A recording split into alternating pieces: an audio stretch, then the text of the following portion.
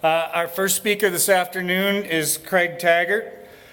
Craig comes to us from the Tercio Ranch. Craig has a lot of experience and diverse experience, including 3 years with the BLM, 25 years consulting as an environmental planner, and the last 14 years in private land management. He's the environmental manager of the 172,000 acre Trinchera Ranch, which Tercio is part of, in southern Colorado. And Craig also serves on the board of the Western Landowners Alliance. So, Craig.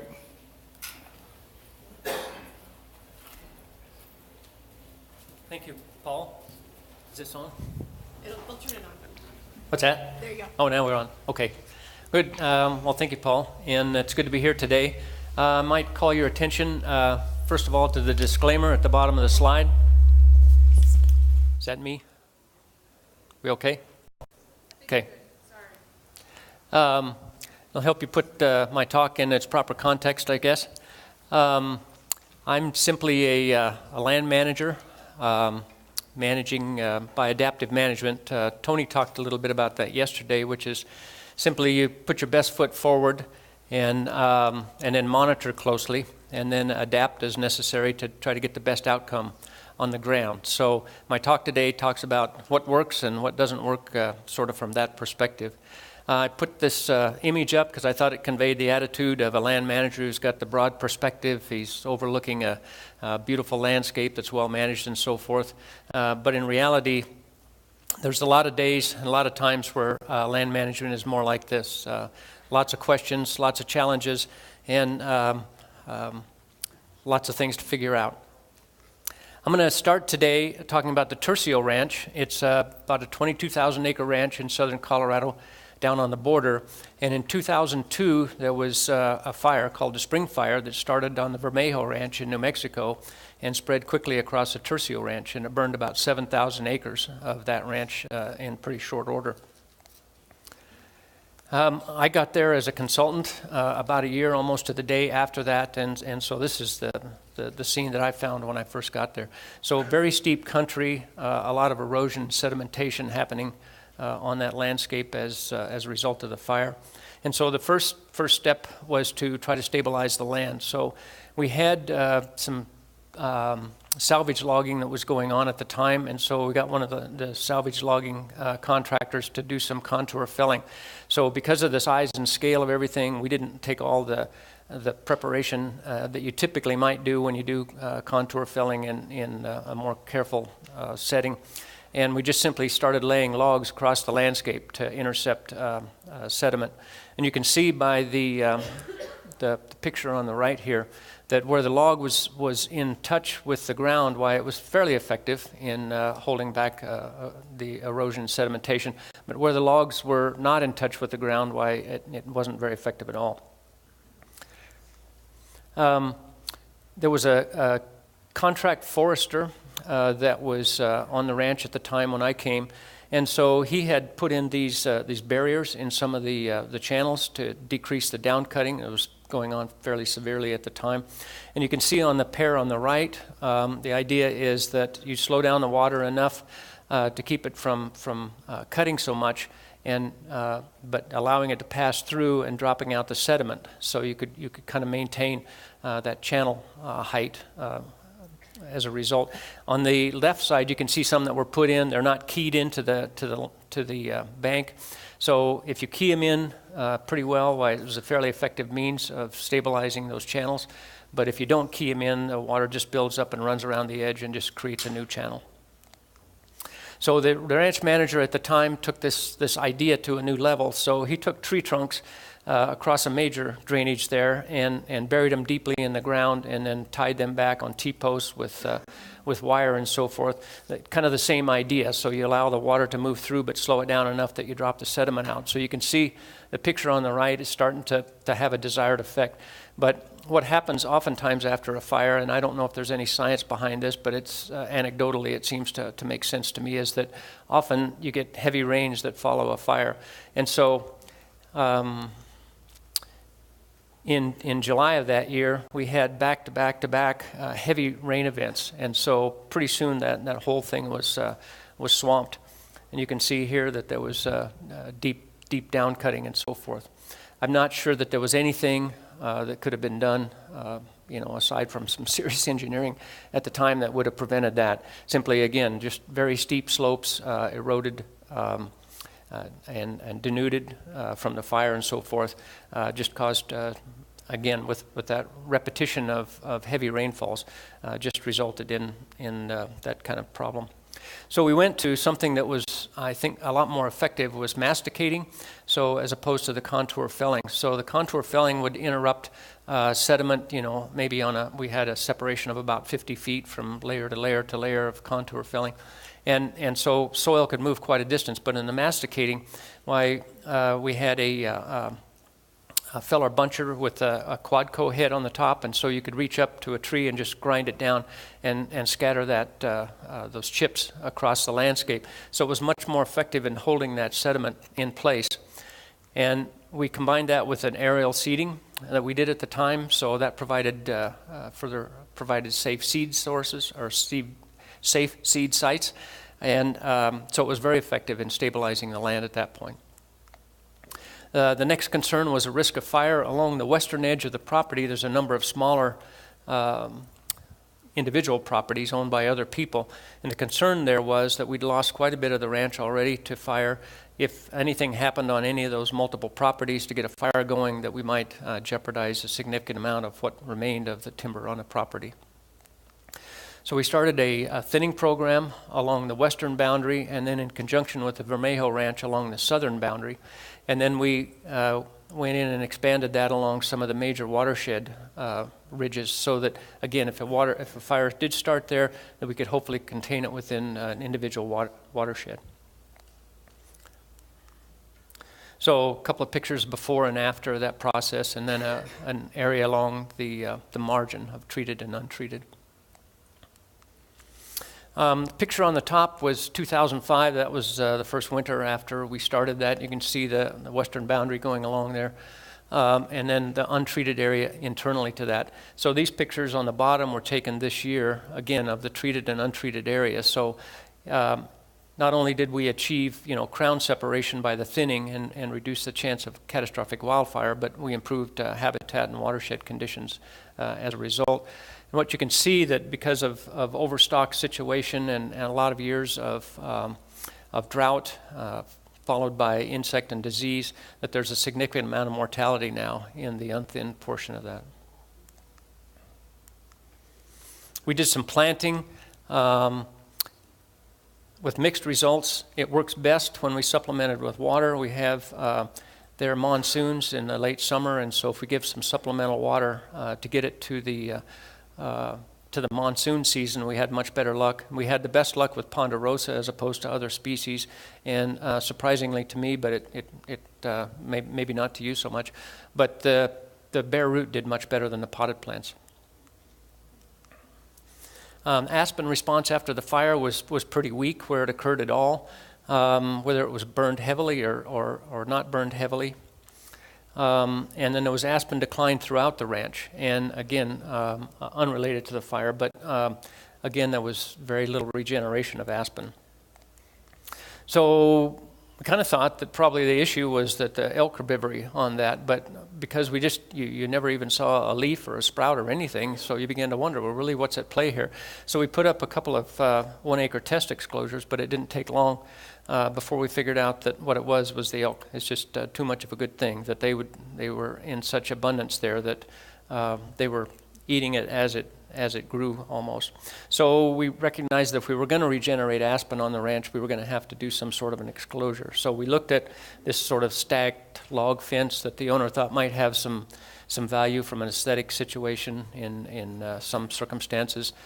Turned out to be quite involved and costly to build. We looked at brush fences, which we built a number of those. Very effective in keeping the elk out, and very cost effective. If you're doing a timber treatment in the same area, then you can just work around the margin of that and take the non-merchantable material and build your fence out of that. Wire fencing was what we did the most of, though, on the Tercio Ranch, just because of its aesthetic value. It basically disappears in the landscape. The only issue with that is the cost is about the same as a brush fence. probably overall. They're difficult to compare really, but the issue with the wire fence is, of course, maintenance. So that a tree falls down and you're not paying attention, why you can lose your aspen. So there's depending on the condition of the clone, why sometimes you need to intervene to kind of kick it off and get it going again. So the picture in the upper right was an area where we just simply went in and we removed the majority of the conifer. Didn't even take out all the conifer, and got a tremendous result. So in other areas we've had to go in and remove all of the aspen, all of the conifer, and maybe even rip the soil to get a response. In other areas we've had to do very little or nothing to get a response. In total, there's, I think, 63 exclosures on Tercio Ranch in size from 1 acre to, I think, 48 acres is the largest one, both in the burned and in the unburned areas. And so what did we learn? The chart here that probably says the obvious. The greater decline that you have in an aspen clone, the more intervention you're going to have to do to get it to respond. So in the bottom instance, again, we did nothing in that clone and got a good response. In the top, we did quite a bit and still came away with a poor response. But in a burned area, you've got some additional considerations. So you've got the condition of the clone in advance of the fire. And so if it's, again, pretty healthy, you have to do less to get it to respond. The degree of the burn, it seems to be that they'll respond better if it's hit harder. Elk herbivory, where you've got intense elk herbivory, you've got less of a chance to get that to respond, particularly if there's a time period there where the elk are continuing to eat the resprouts and you're continuing to deplete the reserves of that clone, and then timing following the fire, so if you can get to it sooner than later. So if you've got conditions that kind of lean towards the left side of that chart, you might have to do little or nothing in the way of intervention. Just put up your fence and get a good result, as we did on the bottom picture. Where you've got conditions that lean towards the right side of that chart, you can go in pretty heavy-handed, as we did in that upper picture, and come away with nothing, which is the case in that situation. We've got quite a bit of data on these exclosures, the year that they were put in, what sort of treatment we did there, whether it was burned or not, and the health of the clone in advance of the fire. I went back in 2011 and did an assessment for the overall clone health and the amount of regeneration there. It's probably time that we could take another look at that. Doubtful I'll have time to do that. If there's some graduate students or somebody that's interested in picking up that data and running with it, why, we'd be happy to have somebody take an additional look at that if they'd like. I'm going to move now to the Trinchera Ranch where I work now. It's owned by the same owner. It's a much bigger ranch, got an elevational gradient of about 6,000 feet from sage and pinyon-juniper up through mixed conifer into spruce fir and then to alpine. In 2006, there was a fire there that consumed about 14,000 acres in just a few days, burned 8,000 acres almost in just one day.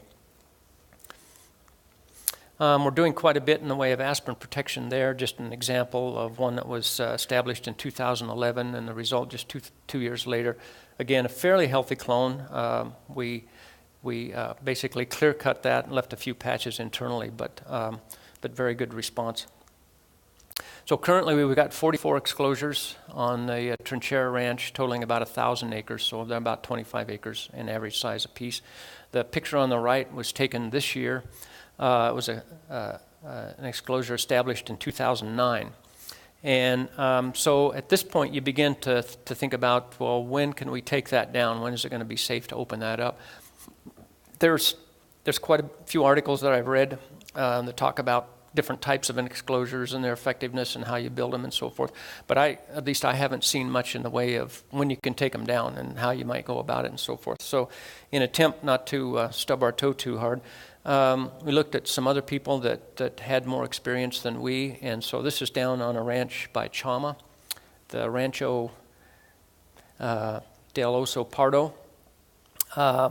And Aaron Jones manages that ranch and does a great job. So you can see an exclosure he's got here that's doing quite well.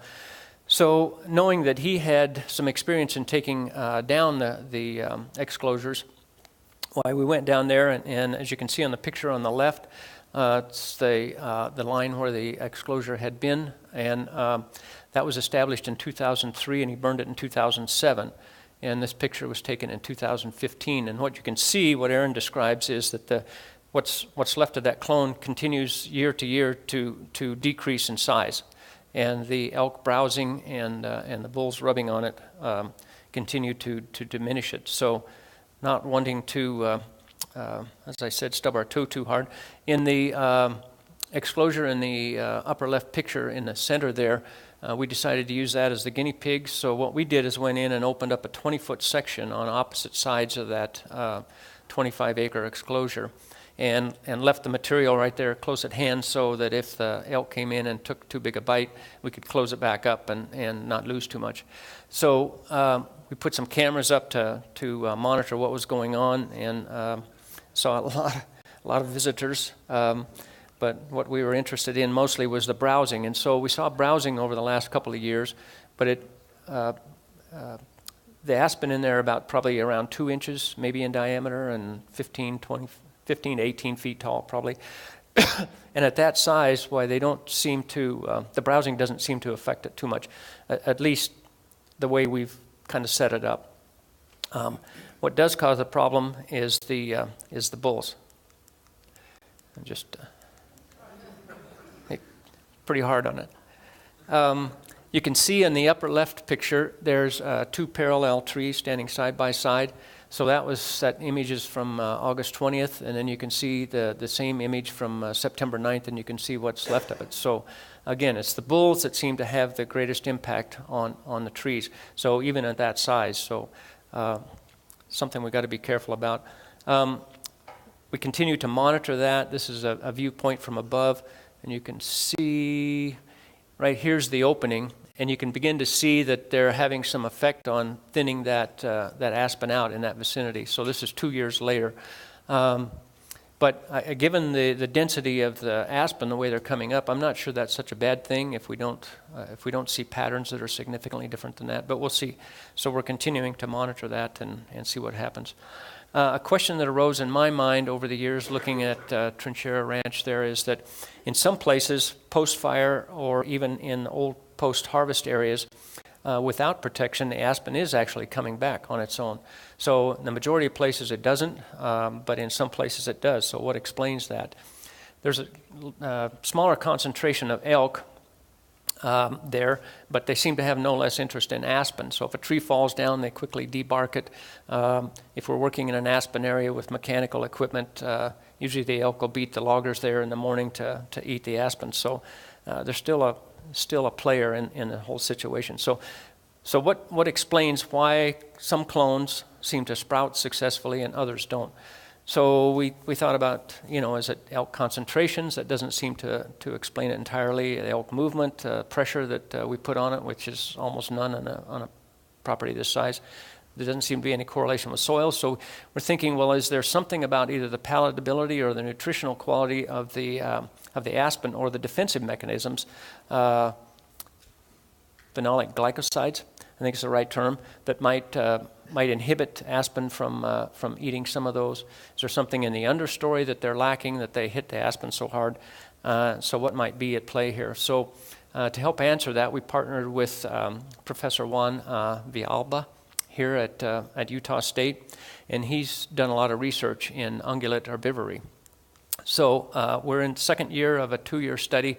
So the first year was to lay out some transects and to collect samples of aspen as well as understory plants and do nutritional and chemical analysis on those to see what that might reveal to us. And then we put out some supplements, free supplements the last 2 years. So we weigh those at the beginning of the year and end of the year to see what is consumed. So there's a molasses, if they're looking for something that just tastes good, does the aspen just taste good to them? Is there a protein? Are they looking for a protein? So there's a soybean meal, a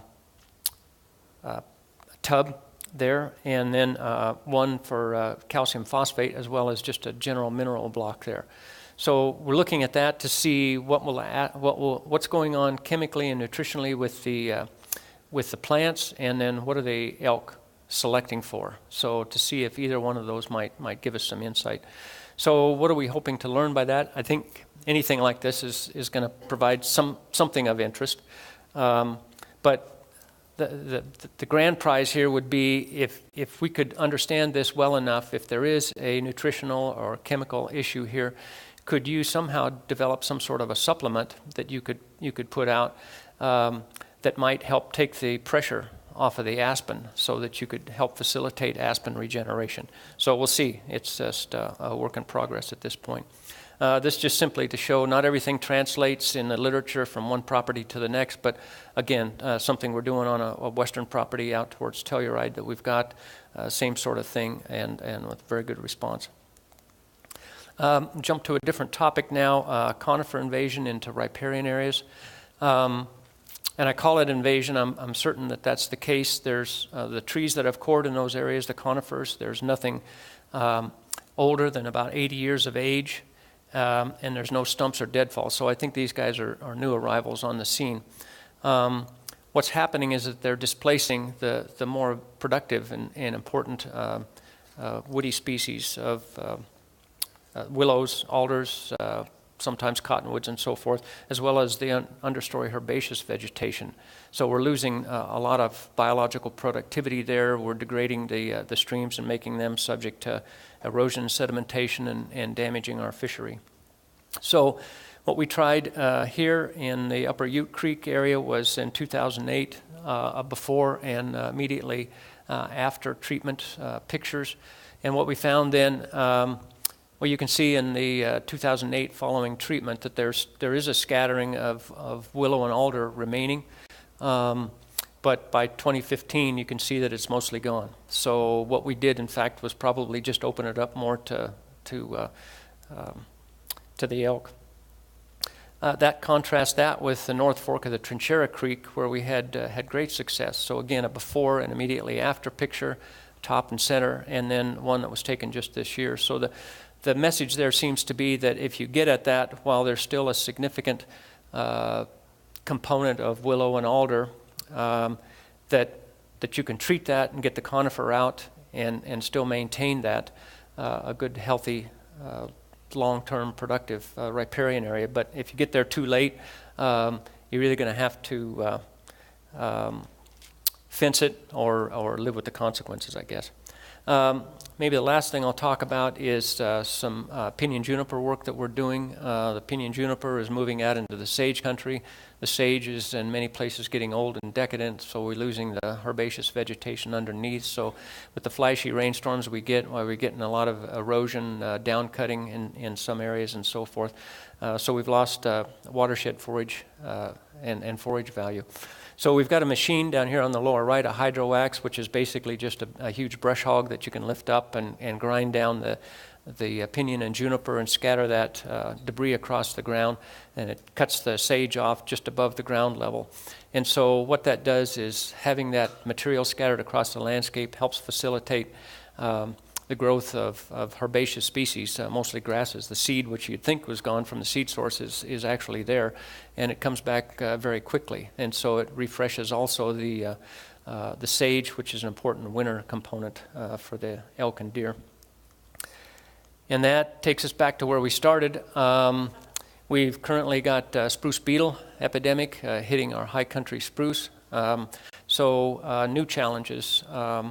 But there's always new questions, new challenges, and so forth, but new opportunities for learning. So that's what makes resource management such an interesting and compelling field and makes it so enjoyable. So I think I'll quit with that. Thank you. First ranch where you worked, you showed the big blowout in the stream, then the manager, I don't know if it was you or somebody else, was trying to build like a barrier across the stream to sort of pull back the sedimentation. Did anybody consider introducing beaver?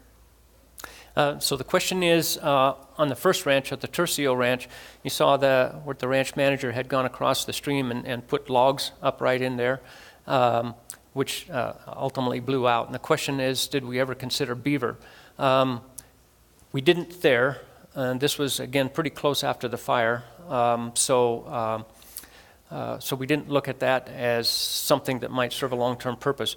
But we are now on the generally on both ranches looking at beaver as an important consideration there. So we've got on the